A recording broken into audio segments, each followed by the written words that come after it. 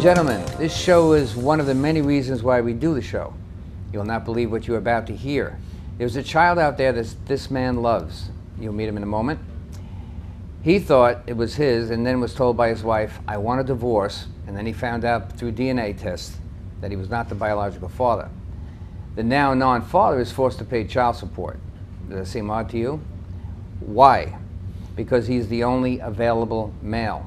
This is family law, a reality that exists in your courts on your taxpayer dime. Yes, it's on you to pay taxes for this type of law.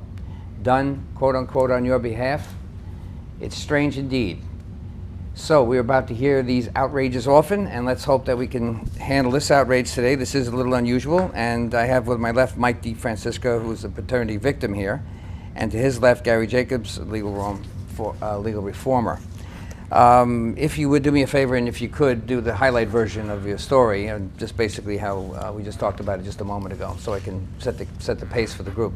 Okay. My name is Michael DeFrancesca. I was married in August of 2000. It was during that time, after a year of marriage, we were separated. During the time of that separation, we were separated for about 3 or 4 months when she phoned me to tell me she had something that very important to tell me, and she needed to see me in person. So the very next day after the phone call, I met her in Northport at the docks, where she proceeded to show me a sonogram. My initial reaction was very skeptical because I haven't seen her. There wasn't the months. I was very skeptical. However, when she started crying, kind of made me feel horrible. Sure. Yeah. So I said, okay, we'll talk about it. At that time, confused, I went to my family and I told them the news, where they were excited. As any future grandparents would be, they were excited. And they said, "What's wrong with you? Why are you not excited?" I said, "It's impossible."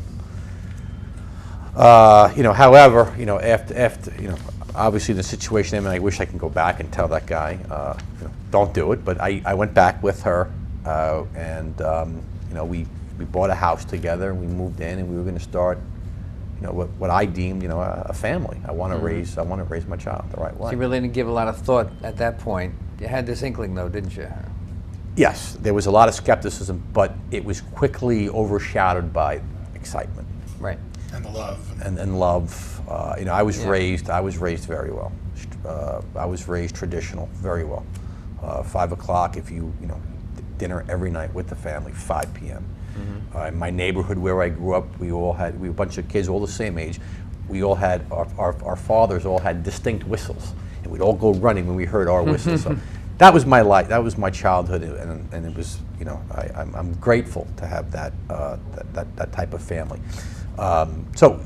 We did start our life together, and there were some red flags that I would argue with my ex-wife, and some of the comments she would make to me was always, "If you only knew." What the hell? What are you talking about? If I only knew what? What are you talking about? Long story short, the relationship ultimately ended quickly,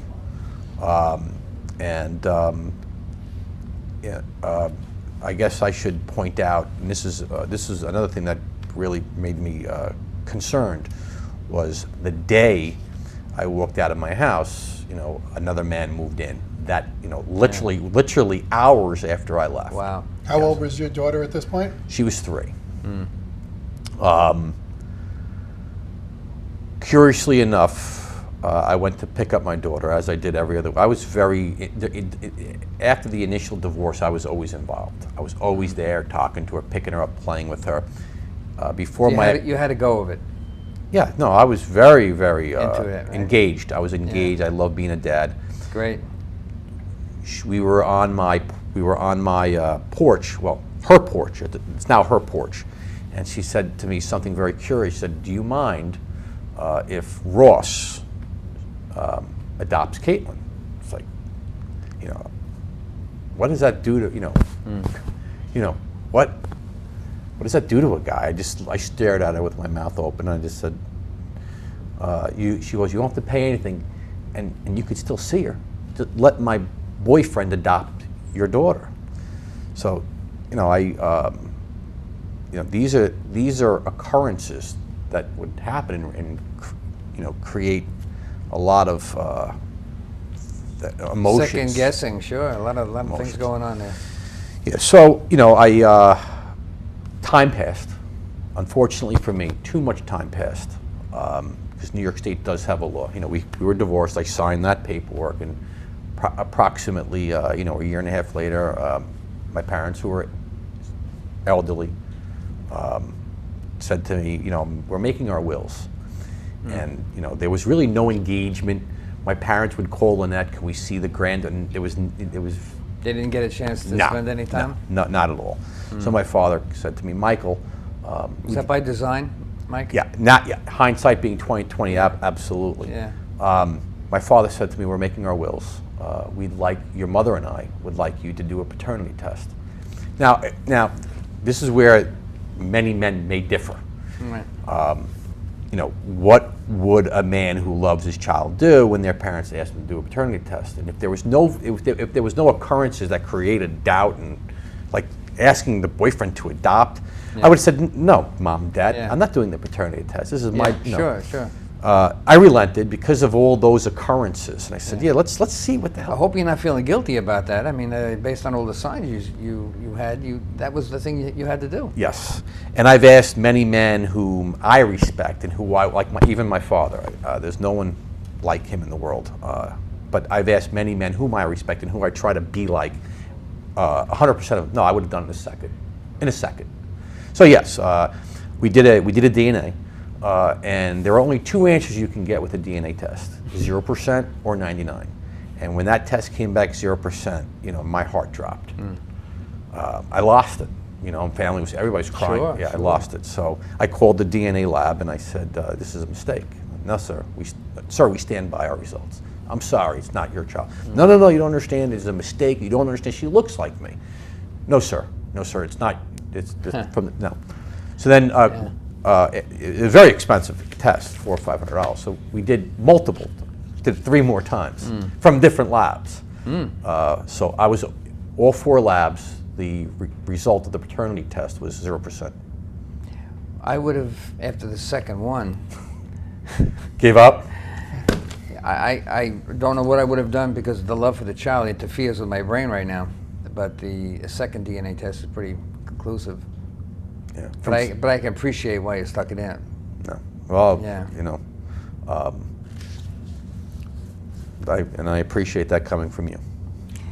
What do you think you can do to maintain that relationship with your daughter now? Or is it possible? Well, was your daughter told? I mean, how does she know that? No, I'm still dad. The ex-wife, because she's from an Italian family as well, denies it. You know, even though I've showed my former stepfather the results. Denies. That, you know, she to this day she swears I'm dad. Okay. Yeah, even though I have conclusive. Yeah, right. Even though, so she's in a pickle herself. I should mention that, you know, I've trusted this woman explicitly, and, you know, I'm also the official #1 deadbeat dad in New York State by owing close to $300,000 in arrears. $300,000, and that's affected my life. Sure. How can you manage that altogether? How would you manage it? It's cost me several jobs in healthcare. I cannot drive a vehicle legally. I cannot get my license back until I satisfy those arrears, which will be never. Right. I haven't seen my daughter for about a year now. The interactions throughout life were, I sensed a problem with this. She'd never want to leave. She looked forward to spending time. We did a lot of activities together, horseback riding. I loved every second of the day I spent with that child. Ultimately, when child support collections suspended my license about a year and a half ago to this day, that was the last time I ever saw her. When they took my license, I never saw they never saw. I never picked up my daughter again. Gary, don't you see something strange with this regarding the application of a law that would ask, it's kind of a quid pro quo. You pay for something that should be your access. Right. And the way what touched me when I heard the story was that he was obviously victimized by his ex-wife. Now he's being victimized by the court on top of it. Instead of saying, look, this is a stand-up guy, he's saying, I still want to be the father figure. I love my daughter. I still want to be the role model. And they're strapping him with this. And he figured that this child is now going to suddenly go, oh, all right, let me turn the page here. Oh, that's the dad. Okay, now I'm ready. Yeah. It's not going to happen. They're turning him into an 18. It's not going to happen. And they're just, what they're doing to him is the courts are destroying him. He's upset about not seeing it's his daughter. You know, he raised it as his daughter, but to now turn him into a criminal because he's behind on child support for a daughter that's not biologically him. You know, where's the responsibility from his ex-wife? She should say, sure, again, you know what, look, I did this, I made a mistake, I was young, whatever the answer is, we've grown up, leave this man alone, let him be with his daughter. You know, I don't care what the law is, it needs to be changed, but they need to do the right thing and let this man be with his daughter. I hate to ask this kind of question because I'm so against this whole state of being with a law guardian, but is there really a law guardian or somebody? There was, and my daughter doesn't want to see me. I went through By her? Yeah, I went through that process. My ex-wife made another deal with me, and she said, "Let them garnish all your money, and I'll give you some back." So there were times I went to the house to knock on the door because I had nothing, no food. I started another life. I'm entitled to have another life, and I quickly fell in love with another woman, and we struggled. I mean, we starved. So I would go to the house and I'd knock on the door. I'd call. Everybody should know that with the story you're describing, right? Gary could back me up. Is very familiar because the application of the law will subdue those who pay. If you don't pay, they'll subdue you anyway. You get the double whammy of not being in any position as a child support payer unless you're lucky. They were taking $1,515 biweekly for a stretch, leaving me with pennies. And so my ex-wife said to me, "Michael, let them continue to do it. Don't quit. Don't complain to your human resources. I'll get the money. You can come and I'll give you some." That never happened because I would knock on the door and Caitlin, don't answer it. Run, go in your room. Daddy's here. And I would go there every night and knock. And my daughter was told to go in the room and hide. And I remember one time I knocked on the door and I saw my daughter, a silhouette, watching TV. And I knocked and she went like this, "Daddy's here." And she ran to her room and hid. That is a very strong set of alienation. A precursor to that was, I picked up my daughter all the time. And when child support restricted me, access was gone because my ex-wife would say, if I went there with a restricted license and picked up my daughter, the court would find her an unfit parent. I've spoken to my ex-wife. She was like she was a friend to my face. Like, no, I'll forgive these arrears eventually. Right. So I would speak to her family. I would call people I was friends with, had a relationship with. Oh, we'll talk to her. She'll drop this nonsense. So I spoke to my former father-in-law. He said, "Well, she can't forgive the arrears. The court will find her an unfit mother." I've spoken to child support collections. She can do it. She can just do it. Sure. The court will not find her unfit by allowing me a chance to actually survive. That's that power base we were talking about before, Gary. Look at that power that person suddenly has. Right. Now she's saying, "Well, look, I'm the biological mother. He's not the biological father. Right. I make the decisions. Yeah. I hold everything. I decide whether he sees his daughter." Class of non-custodial parent shows up again. And he's a step below that. They're making him. He's a money. That's all he is money. He's a money pit. Yeah. And when he doesn't pay it, you can't see his daughter. You know what? Like he said, your ex-wife can go there and say, "It's done. We made a mistake. Leave this man alone. He's not the biological father. Let him see his daughter," and everybody moves on. He goes on with his life. His daughter now has her father back in her life. Instead, the daughter now doesn't have her father. She's going to have issues, of course. How old is the daughter now? She's 11. Imagine what that does to her. Close. Sure, but it's got to be close to the point where she might be able to make up her own mind. But is that alienation sunk in? Hurts every day. I saw her at her 5th grade moving up ceremony recently, just this past June. I stood outside in the hallway. I gave her a dozen roses. We met eyes, finally. We were close to each other. I said, "Caitlin, Daddy loves you and misses you every day." I saw pain. And you couldn't, if you said, Daddy didn't do anything wrong. What you have to be careful what I you have say to be, now. yeah, I can't say At this anything. point, you're And in I a think bad this spot. alienation. Yeah, you know, it's a from severe case of alienation, right? How do you explain to a young, innocent child that Daddy was forcibly phased out of her life? Yeah, railroadish. And at the threat of going to prison. Sure. You know, I mean, we were at family court. And me and my ex-wife sat. You know, we actually laughed I together. couldn't do that to my son when the time came. Also, when I went in and out, he found out eventually because eventually people in the family knew.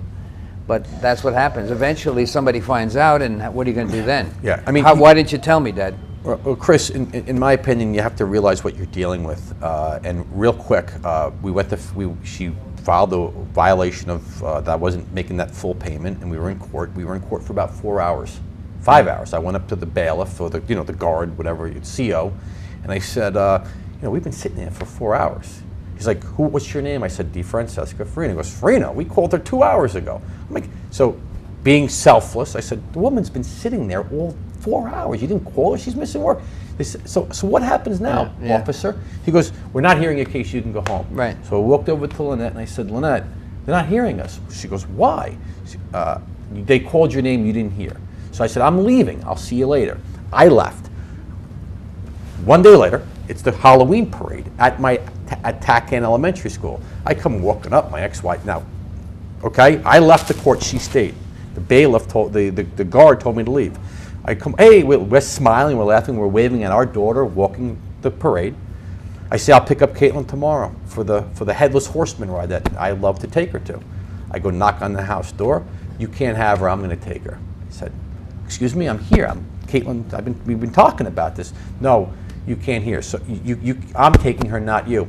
The stepfather immediately comes to the door. A pushing match ensues. We go over the side of the railing. The police come, and they arrest me. There's a warrant for my arrest.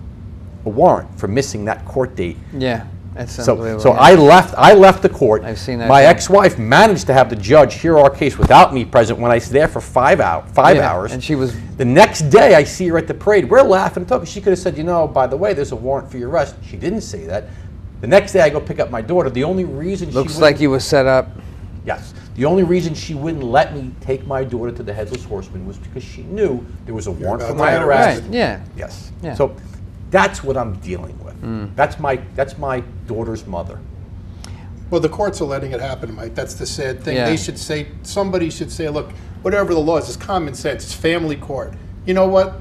This man raised this daughter who's not biologically his, loves her, is trying to be what we want men to be. And you're a prosecutor. You're turning him into a criminal, and everybody's just victimizing this man, not letting him. They have him, and because they have him, they can do what they want. How does he ever get out of this situation? It's horrible. I don't think he can, right? Well, no, I can't. It's my understanding the Supreme Court can set that aside, but it can never go away unless she says. Well, Chris, so. she can do it. Even the judge. Yeah, that's it. I went to jail. They locked me up. They sent me to Riverhead, and on Monday, I went before the judge upstairs, and he took me and my ex-wife in the room, and he said, how the hell do you owe this woman $300,000? He said, Your Honor, it's a big mistake. So he looked at my ex-wife and goes, can I please let this man go? And my ex-wife obliged, said, yes, you can. And they let me go. So she does have the power, though. She has all the power. They do. But that's the reason why we always talk about that Right. subject. When you put one parent in charge of the other, you throw that person to a different echelon of level of acceptance in that child's eye. Never mind your own eye. Who's the bad person here? She's the one who, deceived him. He's the de facto bad. now he We becomes know the who bad is. He's the de facto bad guy, and every other status that would all, unfortunately, erroneously, set in place for us to fail. He's obviously the better parent to have the child. Of course, he's the man who goes to work It would every not day. alienate. I bet you probably still wouldn't do it. Would you alienate her if you had the kid? Never. Right. See, there Not you go. even after everything See, I've this been is the through. problem. The same thing happened to me. I felt the same way. I wouldn't do it. He never went to his daughter. I didn't and want to said, ask "Look, my I'm wife not-" for child support when I got the kid. I just that's enough of this crap already. Every Enough of time that my crap. daughter was with me, I made sure, call your mother. Call your mother. We're going to bed now. Call your mother. I did say the same goodnight. thing. I did the Call your same mother. thing. Well, you're never, consistent. Never reciprocated. But that's the right for thing me. to do. I always did the right thing too, and I'm never going to be thanked for it. And you may never be thanked for it. But he knows at least he did the right thing. I feel the same way. I'm confident that where I was, I'm putting myself into this, but I was in the same place you were in, basically. And you know, I had to deal with that same exact scenario. And I said I was not the chips. Was the ball stops here? The chip stops here. What's that word? The phrase? Chips fall where they may? No. Whatever it is, I can't think of it. Stops. The buck stops here. Thank you very much. And I'm not going to ask her for child support, even though she, you know, tore me up. Sometimes you have to stop it yourself, right. And you can, when you have the chance to do that, and you do that. She has the chance to stop it, and she didn't take that. I would hope she would see this show, and other people would see it and tell her, and she would come to her, maybe taking a step back, and say, you know what, this is a good man. You know, he goes to work every day. He's going to still be, he's not saying, look, she's not my biological daughter. I want nothing to do with her. No. He's still saying, I want to be the father. I still want to voluntarily pay for what I can afford to pay for. And you know what? Everybody should be outraged and say, you know what? This is just a travesty. It's tragic all around. But let's try to make a bad situation. Let's have a go at the right thing to do. Not just keep victimizing him. And by victimizing him, they're victimizing his daughter. There's no escape from that scenario where he didn't have that option. He had to have somebody release him of an obligation, whatever obligation there might have been, either for access to your child or money. Yeah, but he shouldn't be in that position. It's a manufactured obligation. Absolutely. Once the truth you got came that out, right, that's it. It's manufactured. Right. You didn't create this yourself. Yeah, I mean, would you have set up a plan like this to do this in anybody's world? Never. Of course. Never. I would never be. And here we are in this world dealing with this constantly. This is what we do all the time. Right. If the roles reversed, I would want my daughters. I would want my daughter's other parent to be as successful as they could. I would never hold them back. Right. Never. I've given my ex-wife everything. The house, I wanted nothing. I just walked out with my shirt. You know, I never. Everything my ex-wife has asked me, I've given her. Maybe that was my problem. At our divorce, I didn't even have a lawyer. I said, you know what? I don't care. You take it all. When they came up with this number, $6,000 a month, I said, I better get a lawyer. My ex-wife said to me, Michael, I want to get divorced today. I don't want to come back. Let's get divorced now. Please just agree to $6,800 a month. Yeah. I swear I'll never hold you to it. Yeah. No matter what, they're making liars out of a lot of women, but I've seen this all too often. They must be coached by the attorney. Absolutely. I cannot think. Absolutely. You both said absolutely for good reason. We know, we've seen enough of this. They're salesmen. Yeah. And to they some have extent, to be salesmen. I'm sure he's coached because they're lulling him into a false sense of security, not realizing he's probably never been divorced before this. Right. So he didn't know that once he signed that paper, you're done. That was it. He was done. There was no going back. You signed a contract, basically, with whoever the entity is. Yeah. I saw the attorney in court a year after, and I said, hey, I'm in trouble. Can you help me? So I said, it'll cost you. He goes, no, I could tell. He felt bad. He goes, oh my God. Yeah. Phil Castrovinci. I walked up to him in family court. I said, Phil, he said he couldn't represent me because my ex-wife may hire him again in the future. Sure. But he felt clearly bad. And I was okay. I was happy I got that. I hate to say, really, you know. I was happy I got that. Wow. I mean, just to have that alone make you happy. I'm a selfless person. I mean, there are some of us out there. And unfortunately, but I feel like I was too. It's easier to make somebody like Mike a victim because to some extent, not that it's your fault, but he allowed it to happen by saying, you know what, I just want to do the right thing. I want to do the right thing by my ex-wife, the mother of my daughter. I want to do the right thing by my daughter, and I want to move on with my life. And by doing that, it put him in this unfortunate, put him in a worse situation that he can't now go back and say, look, I made a mistake. I just can't do this. And what's the outcome? It's not going to. If his ex-wife doesn't let it go away, where does it go? Do we end up putting this man in jail? What's going to happen at this point? He could end up in jail, unfortunately. Every time they take me back, they take what I couldn't afford from that number and they put it on the back of the arrears. Right. So it's going to go on forever. Forever. And just until she. So you're not only trapped by the system, they're required whatever money they can to reutilize against other people. By the way, you know the funding goes back to the federal government just to keep delivering more money. But now you have no place to go. You can't even make a decision going forward because then that'll be gone. Well, I mean, for the rest of my life, I can never drive and I can never leave the country. I can't go to. I'm getting married. We can't go to a white sandy beach. I'm not allowed to get out. I'm not allowed to leave the country. And how does he go on with his life mentally? I can never. Right. This is hanging over his head. Right. I have dreams. Yeah. I'd love to go to Africa. Yeah. Can't happen. I mean, he can get stopped by what- you know, police there and go was- to jail. You know, see- it's hanging over his head all the time.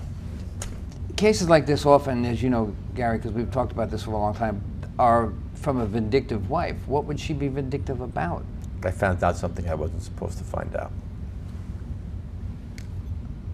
I guess by making him look She like gave the you worst signs, person. according to the story you told us, she gave you signs that that might be so. Kind of foolishly on her part, I thought. Yes. Well, she's not educated to the, you know, she was a bartender. So I wouldn't say, when these situations, and I don't want to make, you know, we can all achieve such great potential, but these type of disagreements, it's usually because of lack of education, in my opinion. Yeah. Yeah, very Intelligence. There's a saying, when there is level of intelligence, there's I've discovered people with intelligence and also another emotional intelligence or lack thereof. There are people who emotionally, when caused to be faced with an emotional decision, lose their ability to stay focused and lose their ability to stay intelligent, even if they might be otherwise. Look at the dopey things your wife did. Right. Well, I think in a situation like this, where his ex-wife realizes that society would look on her and say what she did was horrible. People would say, what a horrible person. Right. So her goal now is to make Mike look like a worse person than her. And he deserved this because he's a bad guy. And that's what I see. That's what I'm saying. I don't happens. see in his case where she would be in that place to do that. To me, she's pretty, would you say, education less? I mean, what she did was horrible. Yeah. And she's continuing to do It's kind of evil. is evil, horrible. And what kind of person would do this It's to a horrible somebody? thing to do. I don't understand it. That's why I was wondering, you know. There's something that you'd never do in society. Unfortunately, it does happen every day. You don't hurt a kid. For her to lie to her own child every day, Yeah. that's on the forefront of my It'll mind. eventually come out that that's happened. Well, this program, it's run its course here for the day. I want to thank you for showing up, Mike, and to talk to us about the subject. I only wish that other people would be able to gather what's happened here to you, and we've done programs that are like this that really ring true for people to stop this crazy law, because the laws are insane. They're out of control. Out of control. Thank you very much. I appreciate it. Societal and political trends are rapidly breaking down the family that once was the cornerstone of our great American culture. At FIT, we know you cannot get this information on your own, so we'll bring it to your TV every single week. We always invite all opposing views. My name is Chris DiMaggio. Thank you for watching FIT TV, and we'll see you again next week.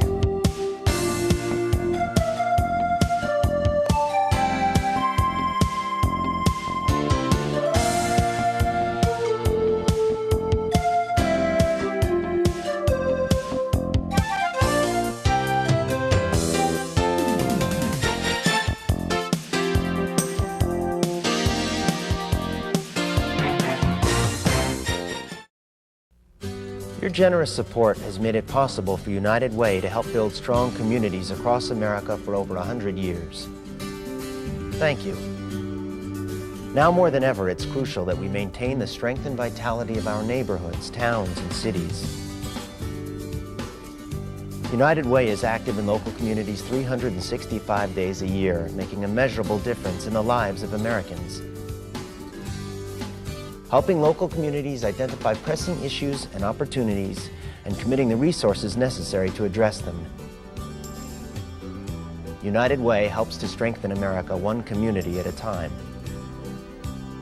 Your local United Way has relied on your generous support for years. Your community is counting on you. Please continue to support your local United Way. Strong communities mean a stronger America.